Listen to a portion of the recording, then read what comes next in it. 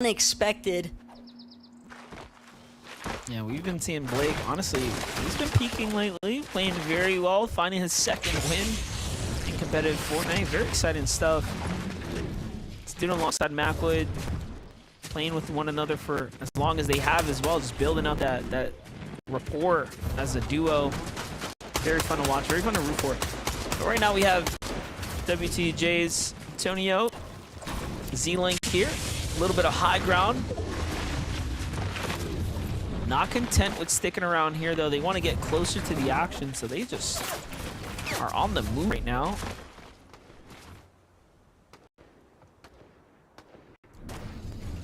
Trouble on the horizon, though, for Lawrence and Ozone. Looks like Lawrence got knocked, and the team that knocked him seemed like they were trying to capitalize on full elimination. Everybody wants the points. That's for sure. And those are points that Muzz and Epic will definitely need, too. They want to keep building upon their position inside of that top 15. They may be in 14th place right now, so everything and anything will count at this point. It's the last game, y'all. If you're just tuned into the lower bracket here, we played the first three of the upper bracket before going on a short intermission and returning back, allowing the players to reset, gear back up, and get their last and final opportunities for their big grand finals here. Cam and Minish, one of those teams that are having their first chances at this bat here today.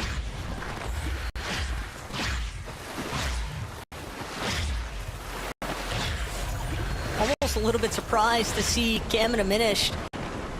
They don't really want to, the risk versus reward scenario, just not really worth it for them. They know what kind of troubles lay in front of them if they take too long hovering around that underworld. Because even if they win that initial elimination exchange up against the other duo they were dealing with, doesn't necessarily mean that things are going to pan out entirely in your favor. I mean, we've already seen numerous instances in this final lobby, Monster, where a player or two have found the knocks and eliminations they needed, only to immediately be third-partied after the fact. And I think for Cam and Minish, they just recognize the fact we just need to get to zone. We need to get situated and positioned to actually get our surge damage where it needs to be so we can focus on our rotates.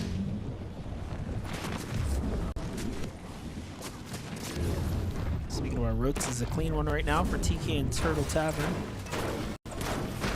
No one really in sight to give him resistance. I don't know about you, Taco, but I'm looking forward to next week's Mongrel and Mr. Savage. I'm just looking forward to it. Can't wait. Replays are happening right now, though, really quickly. Milk's Shiesty Swax right here. Using a Nitro, breaking into the box of Encrypted and just going for it right now.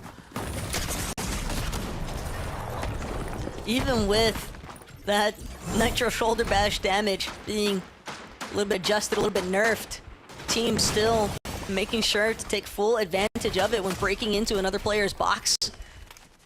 Muzz and Epic Whale, though, they're just trying to hold their wall strong for the time being.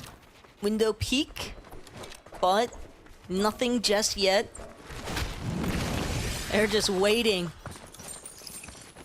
using the regeneration force of this Slurp Cacti inside of the bottom of their surge base. And now Muzz, he's going to head straight to the top. Healthy enough now that he'd rather just try to scope out where everyone else is at, see if he can apply some pressure, get some more surge damage online. Surge is definitely something that they have struggled with, and that's not to be unexpected considering that they are a team that lands relatively far north on the map. And when you're at Lavish Lair, uncontested, it can be difficult to find the damage you need to have that solid transition from your mid to late game. Yeah, mostly because you have these other teams, you know, in the southern areas being way more, you know, risky with their exchanges, having the freedom to even be able to take shots like that.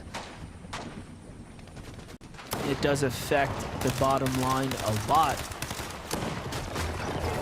In fact, the zone is coming pretty far south right now. Let's see how it's going to work out. Back with Cam in a minute, just from one fight onto the other. We haven't seen him actually securing the elimination. Could this be the first? But it's going to have to come off the clutch here of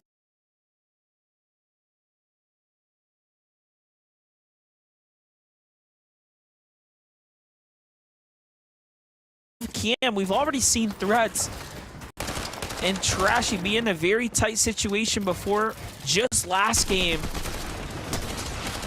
Trashy had to come in with the save. Now it's up to threats to do just that. Can he pull through right now? The thirst comes in for Cam. Cam's got to be careful, though. Should have made an edit when he had the chance to. Goes for the pre-fire instead, and it was a great tag there. Problem now for both of these solos is the fact that other teams have had the opportunity to hear everything that was going down and move into the vicinity.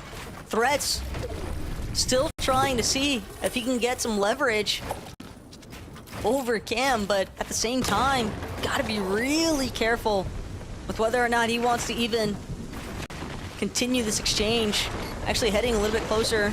Don't think he's gonna opt for this reboot ban just yet, though. Knows that there's too much attention local to his current spot and keeps trying to move further and further away even. But Threats and Trashy, when you think about where they're currently at on the leaderboard, 144 points MDF, and we're looking at a rough estimate of around 88 for top 15.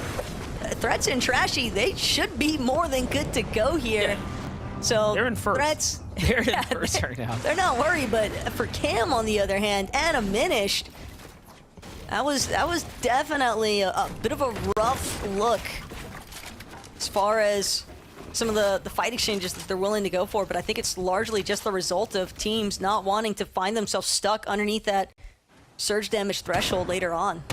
Yeah, all things considering, Threats could have totally threw their opportunity out the window. He could have said, hey, we qualled, I'm gonna sit right here, and it is what it is.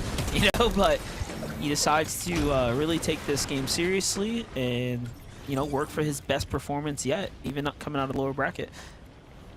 No, I like seeing it, because even at the end of this tournament, after these 3 games, you know, pro players are going to celebrate their performance. And if you finish first, that's going to create a statement for yourself, for your duo, and that's going to help set you up when you know, kind of lean your way into grand finals and start deciding where you want to drop, right? For sure. And, you know, just touched on the fact that, hey, we're looking at roughly 88 points, right? Mixon and Blaha just underneath that. A little bit less of a point disparity to build up towards, but again, you're looking at teams like Davries, like Jaris, that are just probably a little bit more desperate for the point situation to swing their way. I mean, at this point, eliminations really do count, and having a really solid placement as well. So many of our bubble teams, though, just trying to see if they can establish themselves in these southern sections of the map.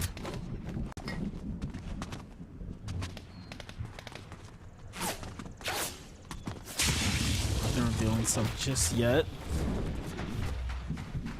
Not safe, so here goes the rotate. Mordecai and Rigby on the move right now. Got Swax and Milks there just off to the side. They actually decide to go in and try to gatekeep them a little bit for some storm tags before basing down or positioning up here.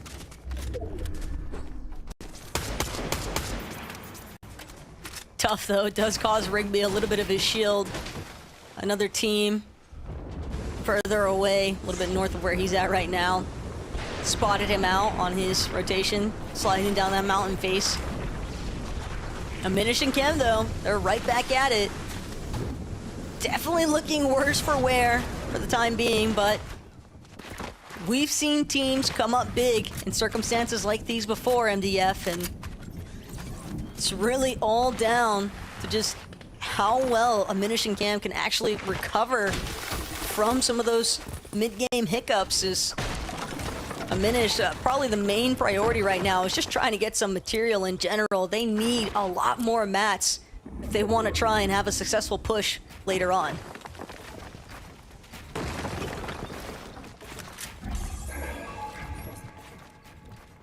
Comes a surge warning. Wow. It seems like Baco and Vortec are doing pretty good for themselves at the moment. Doesn't hurt to ever go for more, though, of course. What is his base? I like it, though. very much aware that This is anything crazy. can happen.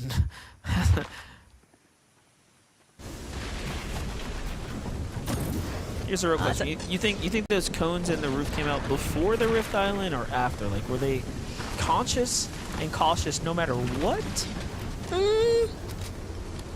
I want to say most teams that are aware of where Rift Island is at would probably throw those cones up, but at the same time, you never really know, because we have seen a couple of offhand circumstances, right, where players haven't had the cones over their head and then they just get domed for it, so it could just be, you know, you learn firsthand from experience, right, so.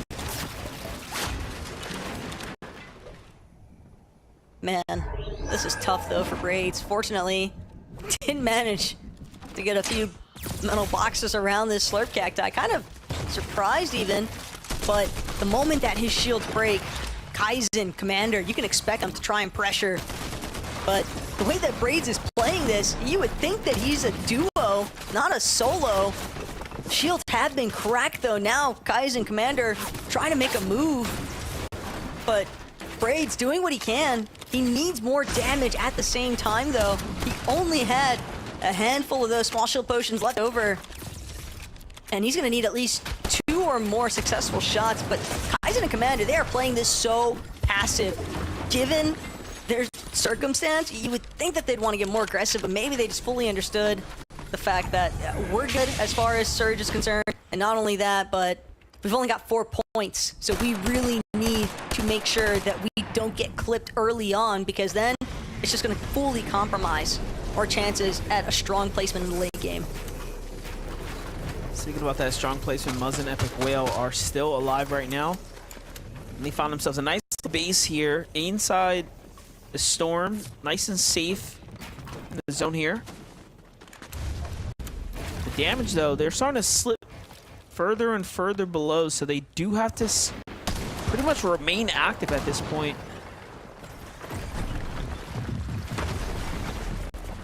Mordecai and Rigby, though, this doesn't look like it's going to be a beneficial box fight for any of the teams involved. Ziggy and Phenom, from a slight distance, they're actually going to get to pick off what Mordecai and Rigby seemingly started. Fortunately, that is going to find Mordecai and Rigby a chance to at least recover a little bit of their shields off the Flowberry Fizz, and now looking to see if they can try and track down exactly where Jari's scurried off to, but they've got to be quick about it because, again, Ziggy, Phenom, they're already fully aware of the amount of players that are based below them and in combat. Big shots exchanged. Mordecai will manage to confirm the last bit there, but now it's just the revive that he's got to get off onto Rigby, and even more resources that's going to cost these two. This is where things start to get interesting. We're approaching the placement points here and now.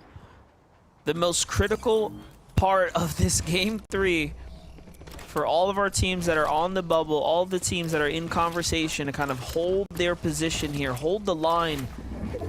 These placement points are just around the corner. This is about as light of a lobby as we've seen it be at Zone 7. Look, the Storm Surge literally turned off right there. We are right at the perfect threshold. The activity just continued to pick up. Source and Poffy, nothing to lose, everything to gain. Take down Macwood there. Will that be the end of Macwood's run? I'm not even sure how many points they had, Doc. I'll be honest with you. Heading into this one, They didn't get placement this time around. That's what we know. yeah, but that's the tragic part because they were 22nd with about 48 points when we started this match. And it's just heartbreaker, I think, at times when you recognize the situation that some of these players are left in. But where some teams downfall, that's where others can thrive, right? Source, Poffy, a team that has just been all on the up and up here in the lower bracket today. 145 points pretty, now in control of that mythic combat assault rifle. If they actually manage to work their way up to the high ground, they're going to be able to lay down some really good suppressive fire, and especially if they're controlling that machinist medallion, which they should be. or which they potentially could be. All depends. They only have the one elim. We know it was Macwood. Don't know where Blake might be, or if he was picked up by somebody else elsewhere. But even half of that combination is still a lot to work with, and Source very meticulously searching, trying to see if there's anyone that they can look to just kind of swoop down into. But they're safe for the time being. They do need a little bit more damage though. Only 159 above that search threshold. That's right, just scavenging the opportunities here. Now, Noxy and Crisp just out of the dungeons into the top 15 right now. They're doing it. You need 2 good games. They threw one, they made up for it in the second round, and here they go with another performance. Veterans, you know, doing things that we expect the veterans to do right here. We saw them get off to a relatively hot start as well over towards that northern side of the map. They've had to cover a lot of ground to make it over here on the south side near the Nitrodrome, but Z-Link, Antonio, currently in control of a relatively uncongested area. Looking to be secondary hype for the time being, but they don't want to pop out just yet. They know they're safe in their current location. A lot of space kind of claimed right now, but it's going to be a move soon enough. Once the Flowberry Fizz comes out, have to expect potentially a crash pad after the fact. Teams just trying to make sure that they can fixate themselves on the front side of the zone. Well, here we go. The final opportunities are here.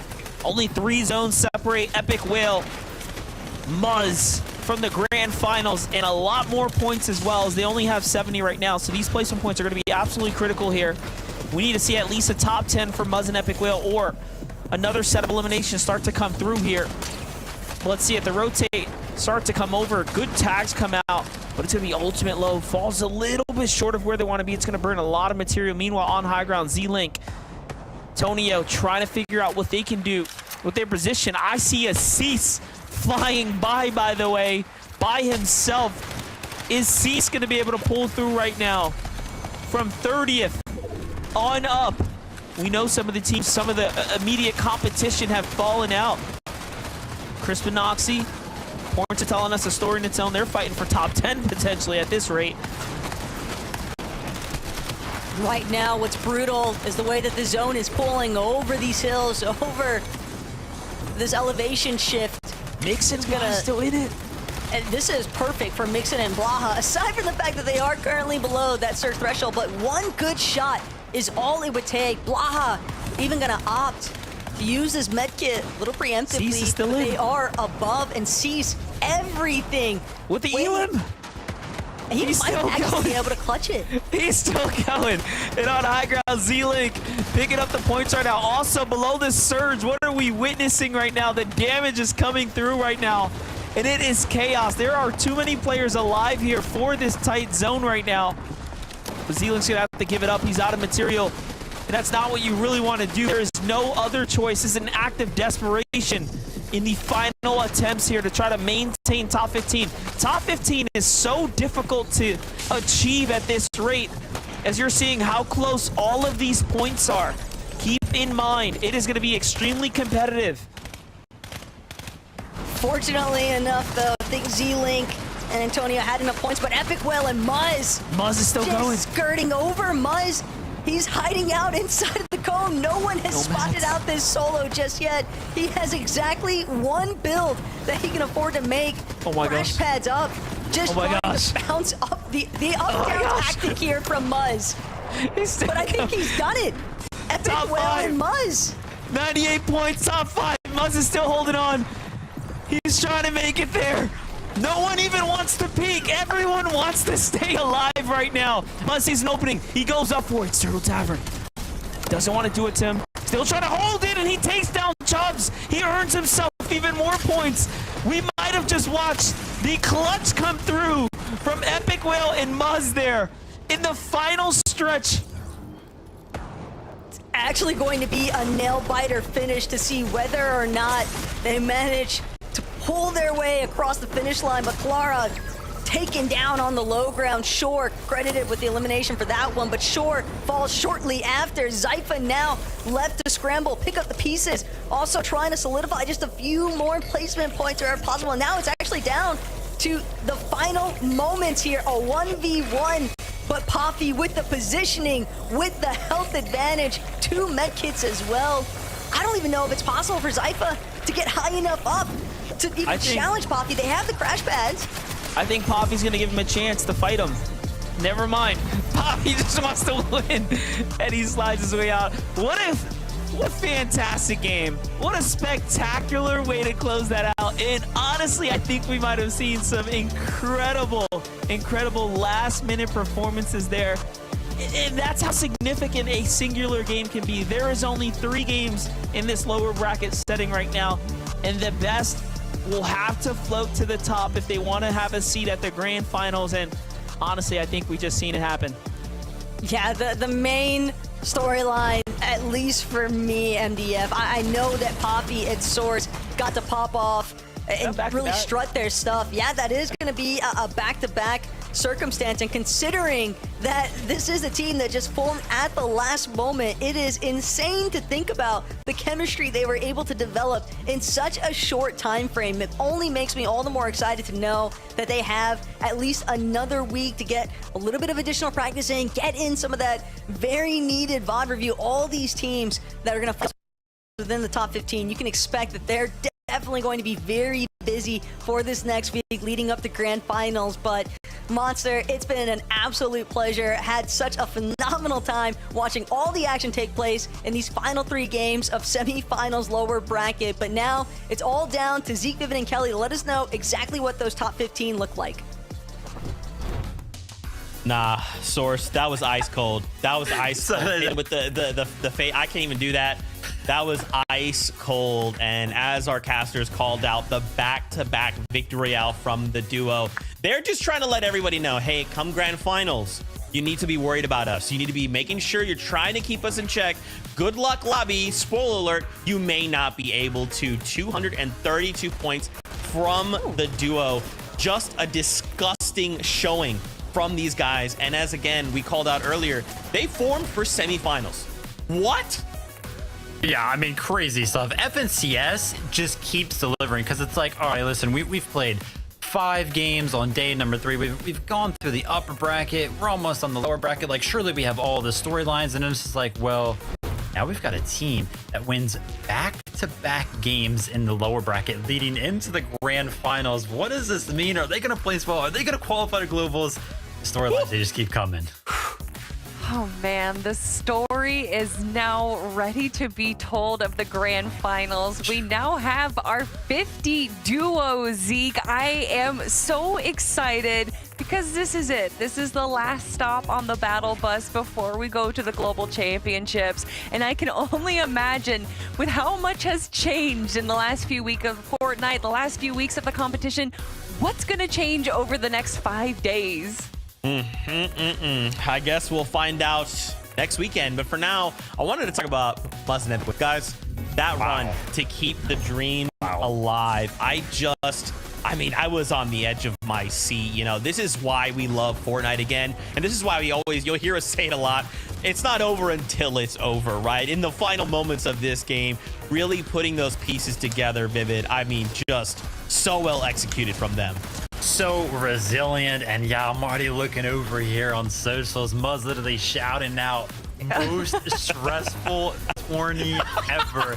That's crazy. I mean, Muzz has played in so many FNCSs. He's been at the top. He's won FNCSs. And you're telling me that right now that lower bracket run was what stressed him out the most?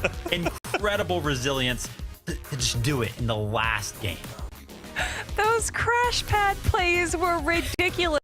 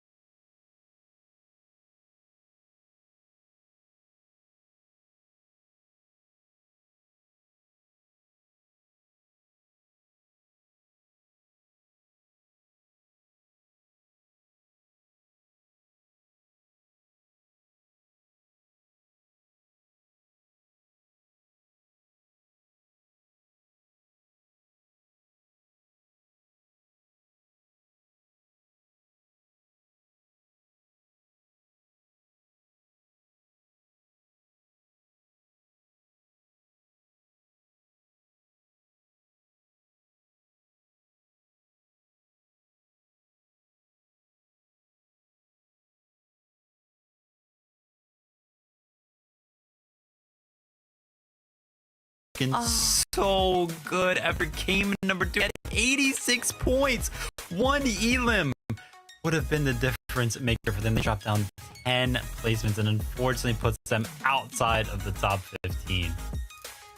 But for the negatives, we have to look to the positives of Oliver OG and Craze making their way through. Freak Tekka's duo also sliding by. Some incredible duos will be joining the 10 that we saw go through days 1 and 2, and then of course the 35 that made it through, or the 25 that made it through the upper bracket today. I am so excited. I'm so ready.